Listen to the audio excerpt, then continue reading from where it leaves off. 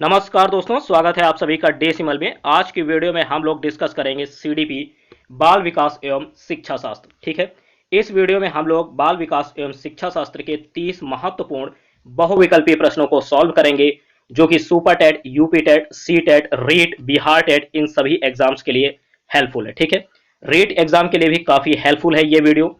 आप लोग 30 महत्वपूर्ण बहुविकल्पीय प्रश्नों को हल कीजिए और जो भी आपका स्कोर है आप लोग उसे कमेंट बॉक्स में कमेंट कीजिए। ठीक है, ध्यान दीजिएगा, 30 महत्वपूर्ण बहुविकल्पी प्रश्न हैं और इस वीडियो में उन्हीं प्रश्नों को लिया गया है जो परीक्षा में बार बार पूछे जाते हैं, सर्वाधिक। ठीक है, मोस्ट इंपॉर्टेंट क्वेश्चन है, मोस्ट इंपॉर्टेंट है। और अगर आप पूरी वीडियो देखते हैं तो 4 से 5 नंबर आपके कवर हो सकते हैं। ठीक है, इस वीडियो से। ठीक है, इससे पहले एक 100 एमसीक्यूज की वीडियो 100 एमसीक्यूज की वीडियो अपलोड की जा चुकी है। आप लोग प्लेलिस्ट में जा करके 100 एमसीक्यूज की वीडियो जरूर वॉच कीजिए और उसे उस प्रैक्टिस सेट को सॉल्व कीजिए। 100 में जितने भी आपके सही होते हैं आप उसे कमेंट बॉक्स में कमेंट कीजिए। ठीक है, काफी इंपॉर्टेंट वीडियो है, वहां से आपके जरूर 8 से 10 नंबर कवर होंगे। ठीक है, वहां पर सिर्फ 100 ही नहीं है, साथ ही साथ आपके कम से कम 120 125 क्वेश्चन कवर होंगे। ठीक है, तो चलिए शुरू करते हैं ये वीडियो आज की। ठीक, और इस वीडियो में हम लोग 30 महत्वपूर्ण बहुविकल्पी प्रश्न सॉल्व करेंगे। ठीक, तो देखिएगा इस स्लाइड में, पावलाव का कुत्ता दौड़ा, थॉर्नडाइक की बिल्ली पर, स्किनर का चूहा कूदा, कोहलर के चिंपैंजी पर। ठीक, यहां से आपके 4 प्रश्न कवर होते हैं। ठीक, एक तो पावलाव ने किस पर एक्सपेरिमेंट किया? कुत्ते पर। ठीक है, थॉर्नडाइक ने किस पर किया? बिल्ली पर। किस पर किया? बिल्ली पर। स्किनर ने किस पर किया एक्सपेरिमेंट? चूहे पर। किस पर किया? चूहे पर। ठीक, और कोहलर ने किस पर किया?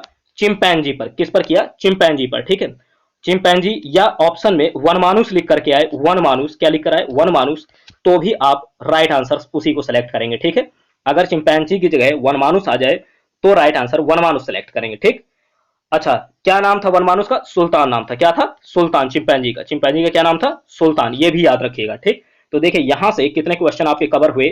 4 क्वेश्चन। इस स्लाइड से 4 क्वेश्चन हुए। पहला तो आपका पावलाव ने एक्सपेरिमेंट किया कुत्ते पर, थॉर्नडाइक ने बिल्ली पर, स्किनर ने चूहे पर और कोहलर ने चिंपैंजी पर। ठीक है, तो इसको इसी तरीके से तैयार रखिएगा, काफी आसान तरीका है। ठीक है, इसको इसी तरीके से थोड़ा सा याद कर लीजिएगा, आसान रहेगा आपके लिए। ठीक, तो हंसी हंसी में तैयार कर लीजिएगा।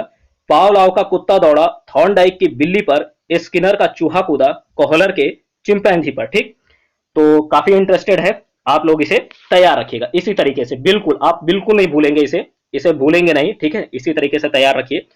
तो चलिए आगे बढ़ते हैं, अगला देखते हैं पहला क्वेश्चन आज का। तो देखिएगा, क्रिया प्रसूत अनुबंधन का दूसरा नाम है, क्रिया प्रसूत अनुबंधन का दूसरा नाम है। देखिएगा, ऑप्शन ए है नैमित्तिक अनुबंधन, बी है प्राचीन अनुबंधन, सी है चिन्ह अनुबंधन, डी है समीपस्थ अनुबंधन।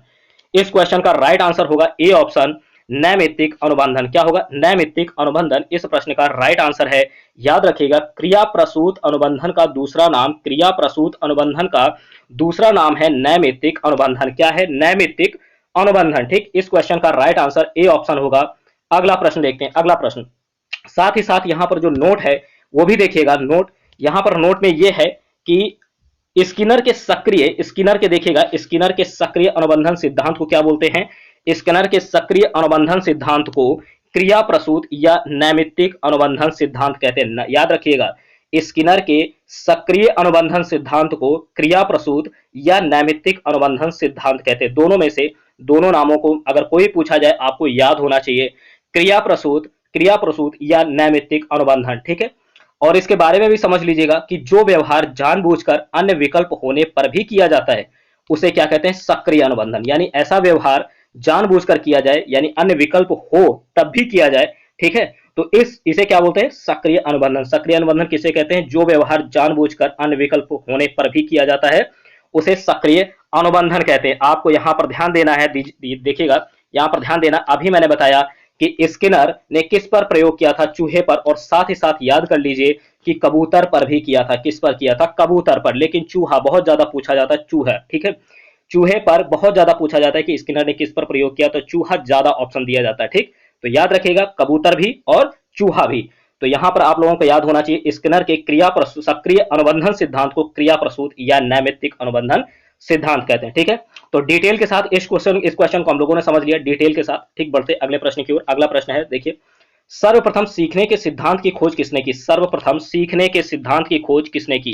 तो बात कर रहे हैं यहां पर सीखने के सिद्धांत की वो भी सर्वप्रथम। सर्वप्रथम ऑप्शन ए है स्किनर, बी है थॉर्नडाइक, सी है कोहलर, डी है पावलोव। इस क्वेश्चन का राइट आंसर होगा थॉर्नडाइक। क्या होगा? थॉर्नडाइक। तो याद रखिएगा सर्वप्रथम सर्वप्रथम थॉर्नडाइक ने सीखने के सिद्धांत की खोज की। सीखने के सिद्धांत की खोज किसने की? थॉर्नडाइक ने की। किसने की? थॉर्नडाइक ने की। इस क्वेश्चन का राइट आंसर बी ऑप्शन होगा, बी ऑप्शन। ठीक है, तो बढ़ते हैं अगले प्रश्न की ओर। अगला देखेंगे, थर्ड क्वेश्चन है, काफी ज्यादा इंपॉर्टेंट थर्ड क्वेश्चन। ऋणात्मक सीखने का स्थानांतरण, नोट कीजिए, ऋणात्मक सीखने का स्थानांतरण कहलाता है, क्या कहलाता है ऋणात्मक सीखने का स्थानांतरण? ऑप्शन ए है कुछ ना सीखना, बी है बाएं हाथ से सीखना, सी है गलत कौशल सीखना, डी है सीखने में बाधा। तो बताइएगा ऋणात्मक सीखने का स्थानांतरण क्या कहलाता है? इस क्वेश्चन का राइट आंसर नोट कीजिए, इस क्वेश्चन का राइट आंसर थर्ड का होगा सीखने में बाधा। सीखने में बाधा। ठीक है, याद रखिएगा ऋणात्मक सीखने का स्थानांतरण कहलाता है सीखने में बाधा। ठीक है, सीखने में बाधा। थर्ड क्वेश्चन का राइट आंसर डी ऑप्शन होगा, डी ऑप्शन। ठीक, बढ़ते हैं अगले प्रश्न की ओर। अगला प्रश्न है, देखिएगा प्रश्न के साथ साथ इसके हम लोग थोड़ा सा डिटेल देख लेते हैं कि ऋणात्मक स्थानांतरण को क्या बोलते हैं? निषेधात्मक स्थानांतरण भी कहते हैं। याद रखिएगा ऋणात्मक को हम लोग, ऋणात्मक स्थानांतरण को निषेधात्मक निषेधात्मक स्थानांतरण भी कहते हैं। ठीक है, निषेधात्मक स्थानांतरण भी कहते हैं। ऋणात्मक स्थानांतरण को निषेधात्मक स्थानांतरण भी कहते हैं। याद रखिएगा, इसके आगे देखते हैं कि जब पूर्व अर्जित ज्ञान, ध्यान दीजिएगा, जब पूर्व अर्जित ज्ञान नवीन ज्ञान को अर्जित करने में बाधक होता है। क्या होता है? बाधक। बाधक शब्द पर विशेष ध्यान दीजिएगा, बाधक शब्द पर विशेष ध्यान दीजिएगा। जब पूर्व अर्जित ज्ञान नवीन ज्ञान को अर्जित करने में बाधक होता है, यानी दिक्कत पैदा होती है, तो उसे ऋणात्मक स्थानांतरण कहते हैं। ऋणात्मक स्थानांतरण या निषेधात्मक स्थानांतरण, दोनों का याद रखिएगा। ठीक है, अब इसका हम लोग एक एग्जाम्पल समझ लेते हैं। एग्जाम्पल क्या होता है? जैसे कि नॉर्मली आप लोगों ने अंग्रेजी कीबोर्ड, ठीक है, कीबोर्ड अंग्रेजी में ही रहता है, उस पर हम लोग क्या सीखते हैं? अंग्रेजी टाइपिंग। ठीक है, अंग्रेजी टाइपिंग शुरुआत किससे करते हैं? अंग्रेजी टाइपिंग। सीखने के बाद अगर हम उसी कीबोर्ड पर हिंदी टाइपिंग सीखते हैं तो थोड़ी सी परेशानी होती है, शुरुआत में थोड़ी सी परेशानी होती है। तो ये जो परेशानी उत्पन्न हो रही है ना, ये परेशानी उत्पन्न हो रही है, यहाँ पर ये बात की जा रही है कि जब पूर्व अर्जित ज्ञान नवीन ज्ञान को अर्जित करने में बाधक होता है, यानी कि पहले से आपने अंग्रेजी टाइपिंग सीखी, अब अगर हिंदी टाइपिंग आप सीख रहे हैं उसी कीबोर्ड पर, क्योंकि वो कीबोर्ड अंग्रेजी कीबोर्ड है, ठीक है, और उस पर आपने अंग्रेजी टाइपिंग पहले से सीख रखी है और उस पर आप हिंदी टाइपिंग करना चाह रहे हैं, तो कुछ ना कुछ परेशानी आपको जरूर होगी। ठीक, तो यही जो आपको अर्जित ज्ञान जो है पूर्व अर्जित ज्ञान नवीन ज्ञान को अर्जित करने में, ठीक है, जो यहाँ पर बाधक हो रहा है, इसे ही ऋणात्मक स्थानांतरण कहते हैं। ठीक, तो एक एग्जाम्पल याद रखिएगा, इसका एग्जाम्पल याद रखिएगा, अंग्रेजी कीबोर्ड। ठीक, याद रहेगा आप लोगों को, काफी आसान है कीबोर्ड का। ठीक, बढ़ते हैं अगले प्रश्न की ओर। तो ये था ऋणात्मक स्थानांतरण के बारे में व्याख्या। ठीक है, ऋणात्मक स्थानांतरण के बारे में थोड़ा सा एक्सप्लेन कर दिया। ठीक, अगला प्रश्न देखिएगा, अधिगम को प्रभावित करने वाले कारक।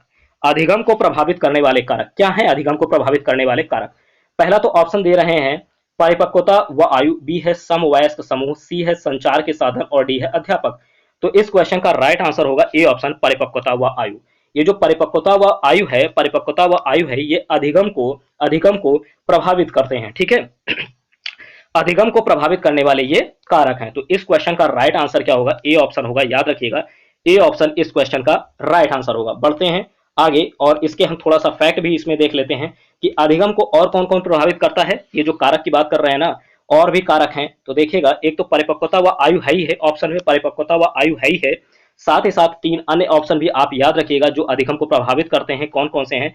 व्यक्ति का व्यक्तित्व, व्यक्ति का व्यक्तित्व, याद रखिएगा, व्यक्ति का व्यक्तित्व ये अधिगम को प्रभावित करता है। व्यक्ति का पूर्व में अर्जित ज्ञान व कौशल, व्यक्ति का पूर्व में अर्जित ज्ञान व कौशल, ये भी अधिगम को प्रभावित करता है। सेकंड पॉइंट काफी ज्यादा इंपॉर्टेंट है। ठीक है, व्यक्ति का पूर्व में अर्जित ज्ञान व कौशल। और थर्ड पॉइंट है व्यक्ति की बुद्धि, व्यक्ति की बुद्धि, ये भी अधिगम को प्रभावित करने वाले कारकों में है। और ये तो ऑप्शन था ही, परिपक्वता एवं आयु, ये तो ऑप्शन में था ही। ठीक, तो याद रखिएगा अधिगम को प्रभावित करने वाले कारक, इतने ऑप्शन अगर आप याद रखते हैं ना, इतने ऑप्शन याद रखते हैं, तो एग्जाम में आपको कोई प्रॉब्लम नहीं होगी। ठीक, यहां से जरूर आपको कोई ना कोई एक पॉइंट मिल जाएगा अगर ये प्रश्न आता है तो। ठीक, बढ़ते हैं अगले प्रश्न की ओर। अगला प्रश्न नोट कीजिए, फिफ्थ नंबर, अभिप्रेरणा के संदर्भ में भूख है। अभिप्रेरणा के संदर्भ में भूख है, क्या है भूख? देखिएगा, ऑप्शन ए है आवश्यकता, बी है उद्देश्य, सी है अंतर्नोद और डी है प्रेरण। तो इस क्वेश्चन का राइट आंसर होगा अंतर्नोद। क्या होगा? अंतर्नोद। याद रखिएगा, अभिप्रेरणा के संदर्भ में भूख क्या है? अभिप्रेरणा के संदर्भ में भूख क्या है? अंतर्नोद है। क्या है? अंतर्नोद। ठीक, इस क्वेश्चन का राइट आंसर सी ऑप्शन होगा, सी ऑप्शन। ठीक है, अगला प्रश्न है, निम्न में से कौन सा उदाहरण अर्जित प्रेरक का है? बात कर रहे हैं अर्जित प्रेरक की। यहां पर एग्जाम्पल आपको बताना है, उदाहरण बताना है कि अर्जित प्रेरक का उदाहरण क्या होगा। ऑप्शन ए है पुरस्कार, बी है विश्राम, सी है रुचि और डी है भूख।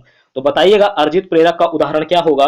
ऑप्शन ए है पुरस्कार, बी है विश्राम, सी है रुचि और डी है भूख। तो इस क्वेश्चन का राइट आंसर नोट कीजिए, राइट आंसर होगा ए ऑप्शन, ए ऑप्शन पुरस्कार। याद रखिएगा कि पुरस्कार जो है ये अर्जित प्रेरक का उदाहरण है। ठीक, तो 6 क्वेश्चन का राइट आंसर ए ऑप्शन होगा। बढ़ते हैं अगले प्रश्न की ओर। अगला प्रश्न है, सशक्त अभिप्रेरणा सीखने का प्रभावशाली घटक है। ठीक, सशक्त अभिप्रेरणा सीखने का प्रभावशाली घटक है। ऑप्शन ए है इससे बालक स्वस्थ रहता है, बी है शीघ्र सीखता है, सी है ध्यान से करता है और डी है प्रसन्न रहता है। तो इस क्वेश्चन का देखिएगा, सशक्त अभिप्रेरणा सीखने का प्रभावशाली घटक क्या है? बताइएगा। इस क्वेश्चन का राइट आंसर बी ऑप्शन होगा, शीघ्र सीखता है। ठीक है, तो सशक्त अभिप्रेरणा सीखने का प्रभावशाली घटक क्या होगा? इससे बालक क्या है? शीघ्र सीखता है। 7th का राइट क्वेश्चन, राइट आंसर होगा बी ऑप्शन, कि सशक्त अभिप्रेरणा सीखने का प्रभावशाली घटक है। ठीक है, शीघ्र सीखता है। ठीक, बी ऑप्शन राइट आंसर होगा। अगला प्रश्न देखते हैं 8th नंबर।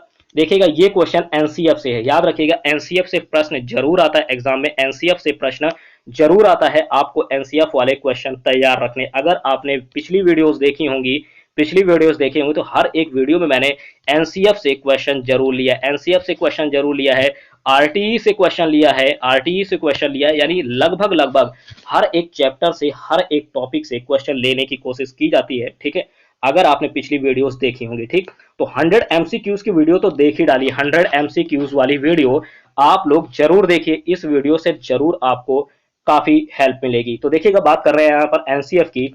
तो ऑप्शन के क्वेश्चन में है, एनसीएफ 2005 में कला शिक्षा को विद्यालय में जोड़ने का उद्देश्य क्या है? एनसीएफ 2005 में कला शिक्षा को विद्यालय में जोड़ने का क्या उद्देश्य है? ऑप्शन ए है सांस्कृतिक विरासत की प्रशंसा करना, लगभग सही हो सकता है ऑप्शन, सांस्कृतिक विरासत की प्रशंसा करना। ठीक लग रहा है ये आंसर। अगला देखते हैं, छात्रों के व्यक्तित्व और मानसिक स्वास्थ्य को विकसित करना, छात्रों के व्यक्तित्व और मानसिक स्वास्थ्य को विकसित करना, ये भी ठीक लग रहा है। ऑप्शन के सी ऑप्शन कह रहे हैं केवल ए सही है, ए तो सही है, लेकिन डी ऑप्शन देखिए क्या कह रहे हैं कि दोनों ए और बी सही है। तो इस क्वेश्चन का राइट आंसर ना तो ओनली ए जाएगा, ना ही ओनली बी जाएगा। ठीक, तो यहां पर दोनों ही सही है। तो हम लोग कौन सा ऑप्शन सेलेक्ट करेंगे? डी ऑप्शन, क्योंकि डी में दोनों ही ऑप्शन है। तो दोनों ए और बी सही है। इस क्वेश्चन का राइट आंसर नोट कीजिए, D option, D option right answer है। याद रखिएगा कि एनसीएफ 2005 में कला शिक्षा को विद्यालय में जोड़ने का उद्देश्य क्या है? यहां पर डी ऑप्शन राइट आंसर होगा कि दोनों ए और बी सही हैं। दोनों ए बी क्या है? ए है सांस्कृतिक विरासत की प्रशंसा करना, ए है सांस्कृतिक विरासत की प्रशंसा करना, बिल्कुल ठीक है। और छात्रों के व्यक्तित्व और मानसिक स्वास्थ्य को विकसित करना, यह भी बिल्कुल सही है। तो डी ऑप्शन करेक्ट आंसर है। बढ़ते अगले प्रश्न की ओर। देखिएगा, सामान्य बुद्धि वाले बालक की बुद्धि लब्धि होती है, सामान्य बुद्धि लब्धि वाले बालक की बुद्धि लब्धि कितनी होती है? तो बताइएगा। ऑप्शन ए है 90 से 109, बी है 120 से 130, सी है 80 से 89, डी है 70 टू 79। तो देखिएगा इस क्वेश्चन का राइट आंसर होगा, बात कर रहे हैं सामान्य बुद्धि की। ठीक है, सामान्य की बात कर रहे हैं, सामान्य की। तो इसका राइट आंसर होगा ए ऑप्शन। क्या होगा? ए, 90 टू 109। ठीक, 90 से 109, 90 से 109 होती सामान्य बुद्धि वाले बालक की बुद्धि लब्धि। सामान्य बुद्धि वाले बालक की बुद्धि लब्धि कितनी होती है? 90 से 109। इस क्वेश्चन का राइट आंसर ए ऑप्शन होगा, ए ऑप्शन इस क्वेश्चन का राइट आंसर है। ठीक, बढ़ते हैं अगले प्रश्न की ओर। अगला प्रश्न है, नोट कीजिएगा 10वां नंबर। बुद्धि के त्रिआयामी सिद्धांत, वेरी इंपॉर्टेंट, बुद्धि के त्रिआयामी सिद्धांत के अनुसार बुद्धि के कारण की संख्या कितनी है? बुद्धि के कारण की संख्या, देखिएगा ये क्वेश्चन आता है, वेरी इंपॉर्टेंट है, वेरी इंपॉर्टेंट, नोट कीजिएगा। ठीक है, तो ये देखिएगा, बुद्धि के त्रिआयामी सिद्धांत के अनुसार बुद्धि के कारण की संख्या बतानी है आपको। ऑप्शन ए है 90, बी है 100, सी है 120 और डी है 105। इस क्वेश्चन का राइट आंसर होगा 120। कितना होगा? 120। याद रखिएगा बुद्धि के कारण की संख्या कितनी है? बुद्धि के कारण की संख्या 120, 120, 120। ठीक, बढ़ते हैं अगले प्रश्न की ओर। अच्छे समायोजन की विशेषता क्या है, बताइए अच्छे समायोजन की विशेषता क्या है। ऑप्शन ए है सहनशीलता, बी है संवेगात्मक अस्थिरता, सी है अनियमित दिनचर्या और डी है आत्मविश्वास में कमी। तो देखिएगा अच्छे समायोजन की विशेषता पूछ रहे हैं ना, तो अगर अनियमित दिनचर्या है तो ये अच्छा समायोजन कहां से हो सकता है। आत्मविश्वास में कमी है, अच्छा समायोजन कहां से हो सकता है। संवेगात्मक अस्थिरता, अच्छा समायोजन बिल्कुल नहीं हो सकता। तो राइट आंसर ए ऑप्शन ही तो जाएगा, ए ऑप्शन जाएगा, यानी सहनशीलता। अच्छे समायोजन की विशेषता क्या है, सहनशीलता। ठीक, इस क्वेश्चन में राइट आंसर ए ऑप्शन होगा, बाकी तीन तो गलत है ही, ए ऑप्शन राइट आंसर है। ठीक, बढ़ते हैं अगले प्रश्न की ओर। अगला प्रश्न है उद्देश्य निष्ठ मूल्यांकन की विशेषता क्या है, बताइए उद्देश्य निष्ठ मूल्यांकन की विशेषता। ऑप्शन ए है विश्वसनीयता, बी है वैधता, सी है वस्तुनिष्ठता, डी है उपर्युक्त सभी। तो देखिएगा उद्देश्य निष्ठ मूल्यांकन की विशेषता पूछ रहे हैं। उद्देश्य निष्ठ ऑप्शन ए है विश्वसनीयता, बी है वैधता, सी है वस्तुनिष्ठता और डी है उपर्युक्त सभी। तो इस क्वेश्चन का राइट आंसर होगा डी ऑप्शन, नोट कीजिए डी ऑप्शन, उपर्युक्त सही सभी। ठीक है, उपर्युक्त सभी। ये जो उद्देश्य निष्ठ मूल्यांकन है इसकी विशेषता में विश्वसनीयता भी है, वैधता भी है और वस्तुनिष्ठता भी है। ठीक, तो विश्वसनीयता, वैधता, वस्तुनिष्ठता ये सभी उद्देश्य निष्ठ मूल्यांकन की विशेषता है। ठीक है, तो इस क्वेश्चन का राइट आंसर डी ऑप्शन होगा, याद रखिएगा इस क्वेश्चन का राइट आंसर डी ऑप्शन। ठीक, बढ़ते हैं अगले प्रश्न की ओर। 13 नंबर देखिएगा, किस सामाजिक मनोवैज्ञानिक ने अपने क्षेत्रीय सिद्धांत में क्रियात्मक अनुसंधान के संकेत दिए। तो बात कर रहे हैं सामाजिक मनोवैज्ञानिक ने, किस सामाजिक मनोवैज्ञानिक ने अपने क्षेत्रीय सिद्धांत में क्रियात्मक अनुसंधान के संकेत दिए। ऑप्शन ए है रूसो, बी है कर्ट लिविन, सी है पावलाव और डी है फ्राइड। तो देखिए इस क्वेश्चन का राइट आंसर क्या होगा, कर्ट लिविन। ठीक है, कर्ट लिविन जो थे इन्होंने अपने क्षेत्रीय सिद्धांत में क्रियात्मक अनुसंधान के संकेत दिए। क्षेत्रीय सिद्धांत में क्रियात्मक अनुसंधान के संकेत किसने दिए, तो याद रखिएगा कर्ट लिविन। ठीक है, इस क्वेश्चन का राइट आंसर बी ऑप्शन होगा। ठीक है, इस क्वेश्चन का राइट आंसर बी ऑप्शन होगा। बढ़ते अगले प्रश्न की ओर। क्रियात्मक अनुसंधान के सोपान कितने हैं, क्रियात्मक अनुसंधान के सोपान कितने हैं। ठीक है, ऑप्शन ए है 6, बी है 5, सी है 7 और डी है 8। इस क्वेश्चन का नोट कीजिए राइट आंसर क्या होगा, क्रियात्मक अनुसंधान के सोपान पूछे जा रहे हैं तो राइट आंसर होगा 6 सोपान। कितने होते हैं, 6 सोपान। क्रियात्मक अनुसंधान के सोपान कितने होते हैं, 6। कितने होते हैं, 6। ठीक है, 6 सोपान होते हैं क्रियात्मक अनुसंधान के। बढ़ते अगले प्रश्न की ओर। 15 नंबर नोट कीजिएगा। देखिए यहां पर कथन दिया है, कथन वाले प्रश्न वेरी इंपॉर्टेंट हैं। ये प्रश्न पूछे जाते हैं। ठीक है, सीडीपी में इस तरह के प्रश्न पूछ लिए जाते हैं। आपको स्टेटमेंट दे दिया जाएगा, कथन दे दिया जाएगा और पूछा जाएगा कि बताइए ये कथन निम्न में से किसका है। ठीक है, तो आपको कथन बिल्कुल तैयार होने चाहिए, रटे होने चाहिए, याद होना चाहिए। ठीक है, तो देखिएगा इस क्वेश्चन में पूछा जा रहा है भारत के भाग्य का निर्माण उसकी कक्षा कक्ष में हो रहा है। ठीक है, यहां पर कथन क्या है कि भारत के भाग्य का निर्माण उसके कक्षा कक्ष में हो रहा है। यह कथन किसका है, ऑप्शन ए है महात्मा गांधी, बी है रविंद्रनाथ टैगोर, सी है कोठारी आयोग और डी है मुदालियर आयोग। तो देखिए जब नहीं पता है तब तो आप कोई ना कोई यहां पर ऑप्शन एक अंदाजे से टिक करेंगे, लेकिन आप लोगों को इतना तैयार कर लेना है कि वहां पर आप लोगों को कोई भी गैस नहीं करना, बिल्कुल रटा होना चाहिए, बिल्कुल तैयार होना चाहिए अच्छे से। ठीक है, तो इस क्वेश्चन का राइट आंसर क्या होगा, रविंद्रनाथ टैगोर। ठीक है, यहाँ पर तुक्का नहीं लगाना है, आपको तैयार होना चाहिए। रविंद्रनाथ टैगोर जी का ये कथन है कि भारत के भाग्य का निर्माण उसकी कक्षा कक्ष में हो रहा है, उसकी कक्षा कक्ष में हो रहा है। इस क्वेश्चन का राइट आंसर बी ऑप्शन होगा। क्या होगा, बी ऑप्शन होगा। ठीक, बढ़ते हैं अगले प्रश्न की ओर। अगला है विद्यालय प्रबंधन समिति की कार्य समिति की बैठकों के लिए गण पूर्ति उसके कुल सदस्यों की होगी, कितनी होगी। तो प्रश्न फिर से पढ़िएगा, प्रश्न कम से कम 2 से 3 बार पढ़िएगा। ठीक है, 2 से 3 बार इस प्रश्न को पढ़िएगा, तब आपको समझ में आएगा।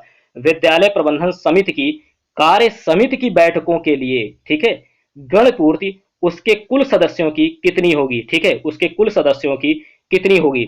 तो ऑप्शन ए है 1/10, बी है 1/3, सी है 1/2 और डी है 3/4। इस क्वेश्चन का राइट आंसर बताइए क्या होगा कि विद्यालय प्रबंधन समिति की कार्य समिति की बैठकों के लिए गण पूर्ति उसके कुल सदस्यों की कितनी होगी, यानी कितने लोग होंगे। ठीक है, कार्य समिति में। तो देखिएगा ऑप्शन बी इसका राइट आंसर होगा, बी ऑप्शन 1/3, 1/3 कितना होना चाहिए, 1/3 होना चाहिए, 1/3। याद रखिएगा इस क्वेश्चन का राइट आंसर बी ऑप्शन होगा, बी ऑप्शन राइट आंसर है 1/3 विद्यालय प्रबंधन समिति की कार्य समिति की बैठकों के लिए गण पूर्ति उसके कुल सदस्यों की 1/3 होगी। कितनी? 1/3। बी ऑप्शन राइट आंसर होगा। ठीक है, बी ऑप्शन राइट आंसर है। ठीक, बढ़ते अगले प्रश्न की ओर। अगला प्रश्न है 17 नंबर, निशुल्क शिक्षा और अनिवार्य शिक्षा अधिकार अधिनियम अधिनियमित किया गया। बात को समझिएगा, ठीक है, बात को समझिएगा। यहां पर निशुल्क शिक्षा और अनिवार्य शिक्षा अधिकार अधिनियम अधिनियमित किया गया। किसके द्वारा अधिनियमित किया गया, ये आपको बताना है। मैंने बोला ध्यान से देखिएगा प्रश्न कि निशुल्क शिक्षा और अनिवार्य शिक्षा अधिकार अधिनियम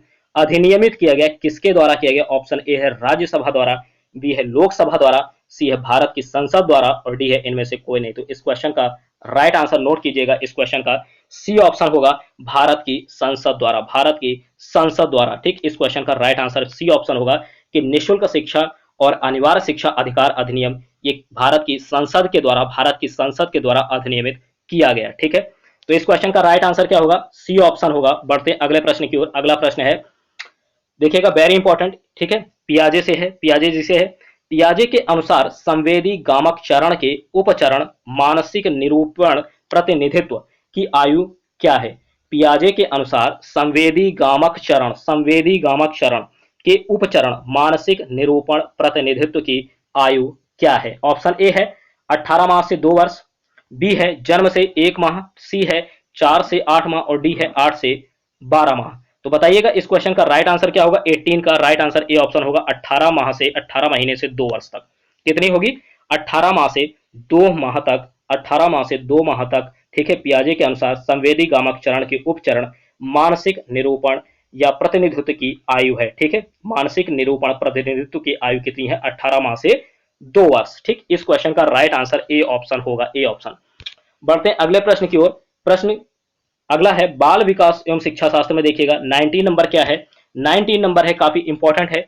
निम्न में से थॉर्नडाइक के अधिगम के प्राथमिक नियमों में शामिल नहीं है। आपको ध्यान देना है, यहां पर पूछा जा रहा है कौन सा शामिल नहीं है। गलती से जल्दबाजी में उस आंसर को मत टिक करना, आंसर आप ये मत टिक करना कि कौन सा है। ठीक है, आपको ध्यान देना है नहीं पर। जब भी इस तरह का प्रश्न आता है तो बहुत जल्दबाजी में कुछ लोग इस प्रश्न को, जो नहीं पूछा जा रहा उस पर ध्यान ही नहीं देते, वो सीधे उस प्रश्न को लगाते हैं जो है। ठीक है, तो प्रश्न को आपको ध्यान देना है कि निम्न में से कौन सा थॉर्नडाइक के अधिगम के प्राथमिक नियमों में शामिल नहीं है। ठीक है, अब कौन कौन से शामिल हैं ये आपको पता होने चाहिए, तभी आप बता पाएंगे कि कौन सा नहीं शामिल है। बात को समझिएगा, जब आपको पता होगा कि थॉर्नडाइक के अधिगम के प्राथमिक नियमों में ये शामिल हैं, तो पता हो चल जाएगा कि कौन सा शामिल नहीं है। आप आराम से उसे ढूंढ सकते हैं इस प्रश्न में। तो देखिएगा, पहला तो अभ्यास का नियम है, पहला अभ्यास का नियम है, बिल्कुल सही है।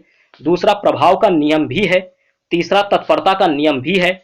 और डी साहचर्यात्मक स्थानांतरण का नियम नहीं है। ये जो है ऑप्शन ना, डी ऑप्शन, डी ऑप्शन देखिएगा, ये नहीं होगा। ठीक, तो प्रश्न पूछा जा रहा है निम्न में से कौन सा थॉर्नडाइक के अधिगम के प्राथमिक नियमों में शामिल नहीं है, तो डी ऑप्शन राइट आंसर होगा, ये शामिल नहीं है। साहचर्यात्मक स्थानांतरण का नियम, साहचर्यात्मक स्थानांतरण का नियम ये थॉर्नडाइक के अधिगम के प्राथमिक नियमों में शामिल नहीं है। कौन कौन से शामिल हैं? तो ये 3 है, ये प्राथमिक नियम में याद कर लीजिए। यहीं से आपके देखिए 3 क्वेश्चन तो बन जाते हैं। ठीक है, अगर पूछ ले कि कौन कौन से इसमें शामिल हैं, ठीक है, तो आपको 4 ऑप्शन दिए जाएंगे कौन से शामिल हैं। देखिएगा, जब प्रश्न ये पूछा जाएगा थॉर्नडाइक के अधिगम के प्राथमिक नियमों में कौन से शामिल हैं, तो वहां पर 3 गलत होंगे, 1 सही होगा। तो हो सकता है अभ्यास का नियम वहां पर दिया जाए, हो सकता है प्रभाव का नियम दिया जाए, या हो सकता है तत्परता का दिया जाए।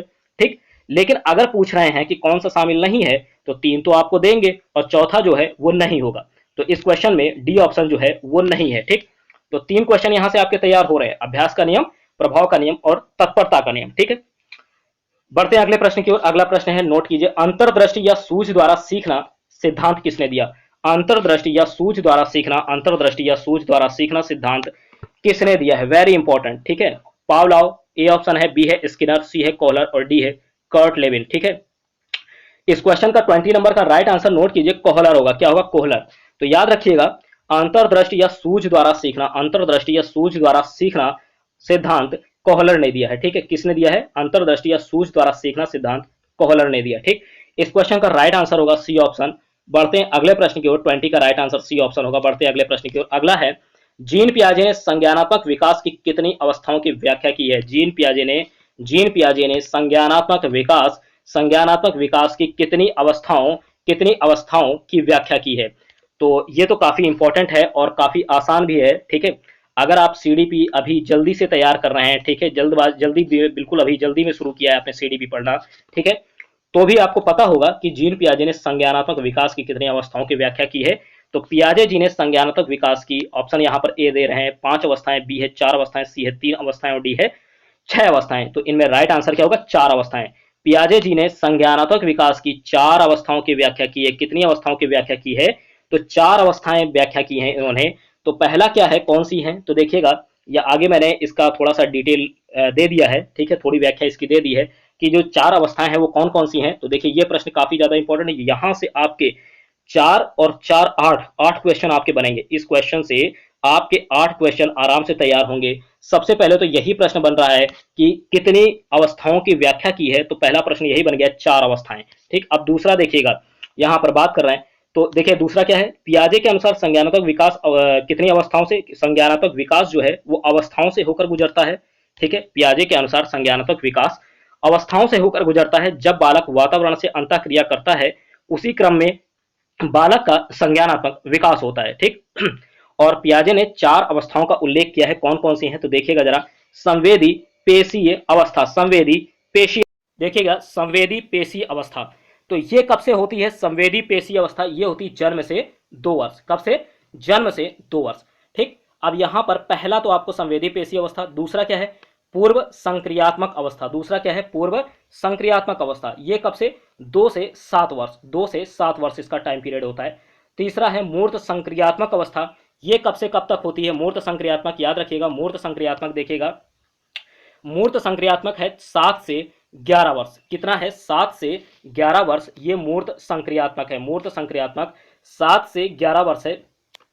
अगला है अमूर्त संक्रियात्मक या औपचारिक या अमूर्त संक्रियात्मक अवस्था, ये है 11 वर्ष से ऊपर। ये क्या है? 11 वर्ष से ऊपर। तो याद रखिएगा 4 अवस्थाएं हैं। पहली तो संवेदी पेशीय अवस्था, दूसरी पूर्व संक्रियात्मक अवस्था, तीसरी है मूर्त संक्रियात्मक अवस्था और चौथी है औपचारिक या अमूर्त संक्रियात्मक अवस्था। अब आपसे यहाँ पर देखिए 4 तो ये अवस्थाएं होंगी, इन्हीं चारों अवस्थाओं का नाम घुमा घुमा करके आपसे 4 प्रश्न तो यही तैयार हो गए कि पहली अवस्था कौन सी है? पियाजे के संज्ञानात्मक विकास की पहली अवस्था क्या है? तो आप क्या बताएंगे? पियाजे के संज्ञानात्मक विकास की पहली अवस्था है संवेदी पेशीय अवस्था। ठीक, पहला प्रश्न। दूसरा ऐसे बनेगा कि पियाजे के संज्ञानात्मक विकास की दूसरी अवस्था क्या है? तो आप बताएंगे पूर्व संक्रियात्मक अवस्था। तीसरा प्रश्न बनेगा पियाजे के संज्ञानात्मक विकास की तीसरी अवस्था क्या है? मूर्त संक्रियात्मक अवस्था। और चौथा प्रश्न यही बनेगा कि चौथी अवस्था कौन सी है? तो आप देखिए सीरियल से आपको तैयार रखना, ये नहीं कि हम ऊपर नीचे कुछ भी कर सकते, सीरियल से, क्योंकि ये जन्म से 2 वर्ष है पहली, दूसरी है 2 से 7 वर्ष है, दूसरी क्या है? 2 से 7 वर्ष है, तीसरी है 7 से 11 और चौथी कब से है? 11 वर्ष से ऊपर। तो आपको बिल्कुल जो है सीरियल से तैयार रखना है। ठीक है, तो मैंने बताया ना 4 प्रश्न ये बन गए। अब 4 कौन से बनते हैं? टोटल मैंने 8 बोले थे ना, कितने प्रश्न बोले थे? अब कितने प्रश्न बनेंगे? 8 प्रश्न। ठीक है, इसको मैं क्लियर कर दूं, नहीं तो कुछ लोग ये समझेंगे कि 8 प्रश्न बने कैसे। तो 4 तो ये बन गए ना, और बाकी 4 कैसे बनेंगे? बाकी 4 इस तरह बनेंगे, सुनिएगा। पूछा जाएगा पियाजे के संज्ञानात्मक विकास की पहली अवस्था का समय कब से कब तक है? तो देखिएगा वो जन्म से 2 वर्ष है। ठीक, अगर पूछा जाए पियाजे के संज्ञानात्मक विकास की दूसरी अवस्था का समय कब से कब तक है? तो 2 से 7 वर्ष।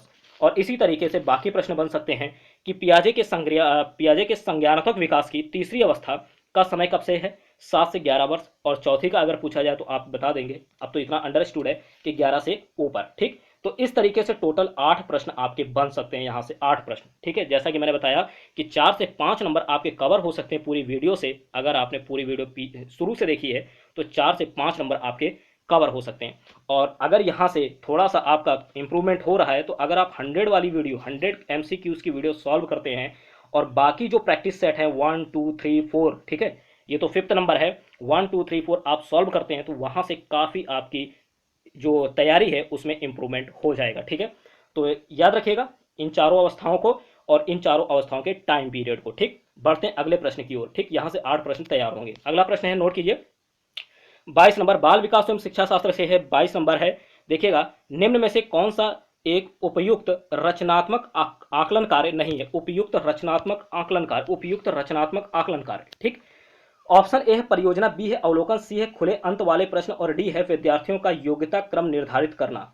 तो इस क्वेश्चन का राइट आंसर होगा डी ऑप्शन, विद्यार्थियों का योग्यता क्रम निर्धारित करना। क्यों?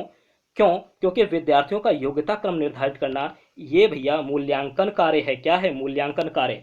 आपसे सिर्फ इतना पूछा जा रहा है रचनात्मक आकलन कार्य। रचनात्मक आकलन कार्य कौन सा यहां पर नहीं है। ठीक, तो देखिएगा रचनात्मक आकलन कार्य कौन सा नहीं है, ये डी ऑप्शन होगा। डी ऑप्शन फिर से समझ लीजिएगा, फिर से समझ लीजिएगा। इस प्रश्न में कहा जा रहा है कौन सा एक उपयुक्त रचनात्मक आकलन कार्य नहीं है। तो कौन सा नहीं होगा रचनात्मक आकलन कार्य? विद्यार्थियों का योग्यता क्रम निर्धारित करना। यानी यहां पर ऊपर के जो तीन है ना, ये ऊपर के तीन रचनात्मक आकलन कार्य हैं। रचनात्मक आकलन कार्य हैं। ठीक है, परियोजना, अवलोकन, खुले अंत वाले प्रश्न, ये सभी रचनात्मक में आते हैं। किस में आते हैं? रचनात्मक में।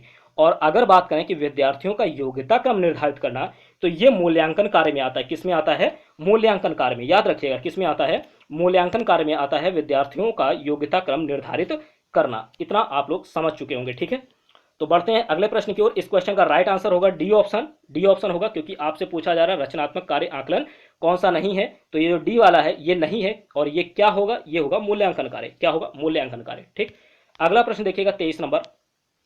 23 नंबर, एक बच्चे की कॉपी में लिखने में विपरीत छवियां, दर्पण छवि आदि जैसी गलतियां मिलती हैं।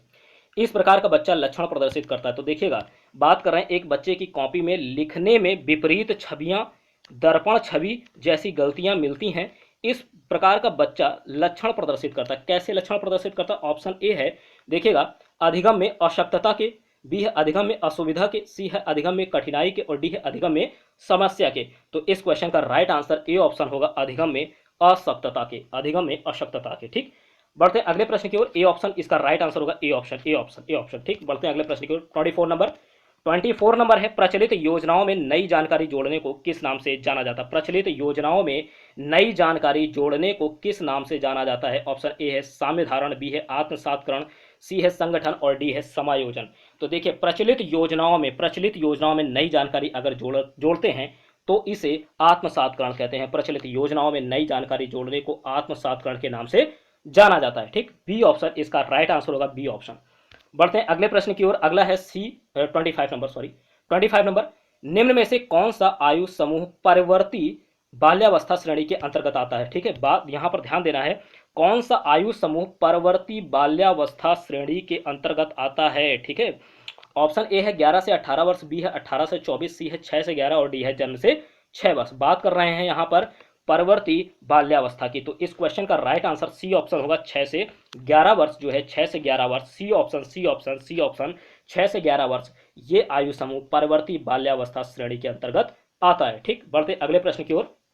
26, आउट ऑफ द बॉक्स चिंतन किससे संबंधित है? नोट कीजिएगा, very important. Out of the box चिंतन, आउट ऑफ द बॉक्स चिंतन किससे संबंधित है? आउट ऑफ द बॉक्स चिंतन किससे संबंधित है? ऑप्शन ए है अपसारी चिंतन, बी है अभिसारी चिंतन, सी है स्मृति आधारित चिंतन और डी है अनुकूलन चिंतन। तो देखिएगा बात कर रहे हैं आउट ऑफ द बॉक्स चिंतन की। ठीक है, तो आउट ऑफ द बॉक्स चिंतन याद कर लीजिए, ए ऑप्शन राइट आंसर होगा। अपसारी चिंतन, अपसारी चिंतन जो है अपसारी चिंतन से संबंधित है आउट ऑफ द बॉक्स चिंतन। इस क्वेश्चन का राइट आंसर 26 का ए ऑप्शन होगा। अगला प्रश्न देखते हैं, विकृत लिखावट से संबंधित लिखने की योग्यता में कमी किसका एक लक्षण है? 2 से 3 बार प्रश्न समझिएगा, 2 से 3 बार पढ़िएगा इसे, कि विकृत लिखावट से संबंधित लिखने की योग्यता में कमी, लिखने की योग्यता में कमी, लिखने की योग्यता में कमी। ठीक है, किसका लक्षण है? अगर लिखने की योग्यता में कमी पूछी जा रही है तो ऑप्शन ए दे रहे हैं डिस्प्रैक्सिया, बिल्कुल नहीं होगा। डिस्प्रैक्सिया बिल्कुल नहीं होगा। बी है डिस्कैल्कुलिया, बिल्कुल नहीं है। डिस्ग्राफिया, और अगला ऑप्शन दे रहे हैं डिसलेक्सिया। तो राइट आंसर सी ऑप्शन होगा। क्या होगा? सी ऑप्शन होगा, डिसग्राफिया। ठीक है, अगर लिखने की योग्यता में कमी है तो किसका लक्षण है? डिसग्राफिया का, सी ऑप्शन, डिसग्राफिया। ठीक, अब बात अन्य की भी कर लेते हैं, डिस्प्रैक्सिया, डिसग्राफिया, डिस्कैल्कुलिया और डिसलेक्सिया। हम लोगों ने ग्राफिया की बात कर ली क्योंकि डिसग्राफिया क्या है? लिखने की योग्यता में कमी है। तो बाकी क्या है? डिस्प्रैक्सिया। नोट कीजिए, डिस्प्रैक्सिया ये समन्वय विकार है। क्या है डिस्प्रैक्सिया? समन्वय विकार। डिसकैल्कुलिया क्या है? गणना विकार। ठीक है, गणना विकार। ठीक, कैलकुलेशन से संबंधित है, कैलकुलेशन से संबंधित है। अगर कैलकुलेट नहीं कर पा रहा है बच्चा तो डिसकैल्कुलिया। ठीक, डिसलेक्सिया क्या है? पठन विकार से संबंधित है। डिसलेक्सिया क्या है? पठन विकार से संबंधित है। ठीक, तो सभी के बारे में बात कर लिया। डिस्प्रैक्सिया समन्वय विकार, बी है जो ऑप्शन अगला है डिसकैल्कुलिया, ठीक है, वो गणना विकार से है, और डिसलेक्सिया जो है वो पठन विकार से संबंधित है। लेकिन इस क्वेश्चन का राइट आंसर आप लोग याद रखिएगा, सी ऑप्शन, डिसग्राफिया, डिसग्राफिया। ठीक, अगला प्रश्न देखते हैं, 28 नंबर है, ठीक, 28 नंबर, वंचित समूहों के विद्यार्थियों वंचित समूहों के विद्यार्थियों को सामान्य विद्यार्थियों के साथ साथ पढ़ाना चाहिए, इसका अभिप्राय क्या है? तो देखिए, जो वंचित समूह के विद्यार्थी हैं उनको सामान्य विद्यार्थियों के साथ ही पढ़ाना चाहिए, बिल्कुल सही है। क्यों पढ़ाना चाहिए, इसका अभिप्राय क्या है? ऑप्शन ए है विशेष शिक्षा, बी है समावेशी शिक्षा, सी है एकीकृत शिक्षा और डी है अपवर्जक शिक्षा। तो देखिए, इस क्वेश्चन का राइट आंसर क्या होगा? इसका राइट आंसर समावेशी शिक्षा, आंख बंद करके लगा दीजिए, समावेशी शिक्षा, समावेशी शिक्षा, ठीक है। वंचित समूहों के विद्यार्थियों को सामान्य विद्यार्थियों के साथ साथ ही पढ़ाना चाहिए, इसका अभिप्राय है समावेशी शिक्षा, ठीक है। तो याद रखिएगा, राइट आंसर इसका क्या होगा? बी ऑप्शन होगा, बी ऑप्शन होगा, समावेशी शिक्षा। अगला प्रश्न देखते हैं, 29 नंबर, देखिए यहां पर फिर से एनसीएफ से प्रश्न है। राष्ट्रीय पाठ्यचर्या रूपरेखा 2005 के अनुसार विद्यालय में गणित शिक्षण संकीर्ण उद्देश्य है, गणित शिक्षण संकीर्ण उद्देश्य, ऑप्शन ए है रैखिक बीजगणित से संबंधित दैनिक जीवन की समस्याओं की शिक्षा। ऑप्शन दे रहे हैं, ए रैखिक बीजगणित से संबंधित दैनिक जीवन की समस्याओं की शिक्षा, बी है बीजगणित पढ़ाना, सी है परिकलन व मापन पढ़ाना और डी है संख्यात्मक संख्यात्मक संख्यात्मक कौशल का विकास, संख्यात्मक कौशलों का विकास, ठीक। तो राष्ट्रीय पाठ्यचर्या रूपरेखा 2005 के अनुसार विद्यालयों में गणित शिक्षण संकीर्ण उद्देश्य है, किस कैसा उद्देश्य है? संकीर्ण उद्देश्य कैसा? तो देखिएगा, संख्यात्मक कौशलों का विकास, क्या है? संख्यात्मक कौशलों का विकास, ठीक है। तो याद रखिएगा, राष्ट्रीय पाठ्यचर्या रूपरेखा के 2005 के अनुसार विद्यालय में गणित शिक्षण संकीर्ण उद्देश्य है संख्यात्मक कौशलों का विकास, संख्यात्मक कौशलों का विकास, डी ऑप्शन राइट आंसर है। देखिएगा, यहां पर मैंने जो 21 से क्वेश्चन लिए हैं, देखिएगा 22 से क्वेश्चन लिए हैं, ठीक है। यहाँ से ये सी टेट से, यहाँ से जितने भी प्रश्न हैं ये सब सी टेट के लिए इंपॉर्टेंट है, जितने भी प्रश्न हैं 21 से, ये सभी के सभी सी टेट से, सी टेट के लिए एग्जाम के लिए इंपॉर्टेंट है, ठीक है। तो इन प्रश्नों को तैयार रखना सी टेट एग्जाम के लिए, सी टेट एग्जाम के लिए, ठीक है, विशेष रूप से सी टेट। देखिएगा 30 नंबर है, ये तो 29 नंबर हो गया, 30 नंबर नोट कीजिएगा। तो 29 का एक बार फिर से राइट आंसर मैं बोल दे रहा हूँ, डी ऑप्शन, क्या है? D option. अगला है 30 नंबर, सैसो काल की अवधि है, सैसो काल की अवधि। ऑप्शन ए है जन्म से 1 वर्ष, बी है जन्म से 3 वर्ष, सी है जन्म से 2 वर्ष और डी है 2 से 3 वर्ष। इस क्वेश्चन का राइट आंसर नोट कीजिए, सैसो काल की अवधि है जन्म से 2 वर्ष, जन्म से 2 वर्ष जो है, जन्म से 2 वर्ष, ये सैसो काल की अवधि होती है। यानी 30 का राइट आंसर सी ऑप्शन होगा, 30 का राइट आंसर सी ऑप्शन होगा, सैसो काल की अवधि जन्म से 2 वर्ष है, ठीक है। तो ये थे 30 एमसीक्यूज, नोट कीजिएगा, ये थे 30 एमसीक्यूज। अब इतने में आपके कितने करेक्ट हुए, कितने करेक्ट हुए, आप कमेंट बॉक्स में कमेंट कीजिए, ठीक है।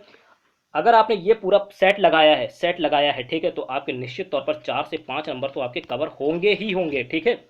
तो जितना जो भी आपका स्कोर रहा वो आप कमेंट बॉक्स में कमेंट कीजिए, ठीक है। अगर आपका स्कोर कम है, अगर आपका स्कोर कम है तो आपको निराश होने की आवश्यकता नहीं है, थोड़ा सा आप लोग और मेहनत कीजिए, जरूर आप सी टेट एग्जाम में, इस बार के सी टेट एग्जाम में जरूर पास होंगे। जो भी अगला एग्जाम आपका टेट का होगा जरूर आप पास होंगे, बस आप तैयारी करते रहिए। अगर थोड़ा सा कम स्कोर है तो निराश होने की आवश्यकता नहीं है, ठीक है।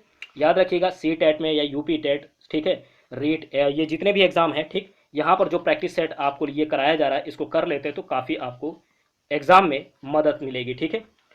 तो ये थे आज के इंपॉर्टेंट 30 एमसीक्यूज, 30 एमसीक्यूज, ठीक है, 30 एमसीक्यूज। तो याद रखिएगा, यहाँ पर ये मैंने जो आपको स्टार्टिंग में बताया था, स्टार्टिंग में जो स्लाइड मैंने करवाई थी, फर्स्ट स्लाइड, थर्ड स्लाइड शायद, देखिएगा मैं इसको फिर से एक बार दिखा दे रहा हूँ। यहाँ से आपके 4 क्वेश्चन तैयार हो जाएंगे, ठीक है, 4 क्वेश्चन आपके तैयार हो जाएंगे। देखिएगा, ये पावलाव का कुत्ता दौड़ा, थॉर्नडाइक की बिल्ली पर, स्किनर का चूहा कूदा, कोहलर के चिंपैंजी पर, ठीक। तो यहाँ से आपके 4 क्वेश्चन एकदम से तैयार हैं, इसको ऐसे ही याद कर लीजिए, ठीक है, हंसी हंसी में याद कर लीजिए, आप लोगों को तैयार रहेगा एग्जाम हॉल में, बिल्कुल नहीं भूलेंगे। पावलाव का कुत्ता दौड़ा, थॉर्नडाइक की बिल्ली पर, स्किनर का चूहा कूदा, कोहलर के चिंपैंजी पर, ठीक। तो ये थे आज के इंपॉर्टेंट 30 एमसीक्यूज, ठीक। तो मिलते हैं अगली वीडियो में। अगर आपको वीडियो पसंद आती है तो लाइक कीजिए, शेयर कीजिए और साथ ही साथ अपना सपोर्ट बनाए रखने के लिए, इसी तरीके से सपोर्ट बनाए रखने के लिए चैनल को सब्सक्राइब कर लीजिए, ठीक, और बेल आइकन को प्रेस कर लीजिए, ठीक। चैनल को सब्सक्राइब कर लीजिए अपना सपोर्ट बनाए रखने के लिए, क्योंकि आप लोगों का जो सपोर्ट है वो काफ़ी ज़्यादा इंपॉर्टेंट है, सपोर्ट काफ़ी ज़्यादा इंपॉर्टेंट है, ठीक है। तो आप लोग अपना सपोर्ट बनाए रखने के लिए चैनल को सब्सक्राइब कीजिए, ठीक। मिलते हैं अगली वीडियो में, तब तक के लिए धन्यवाद।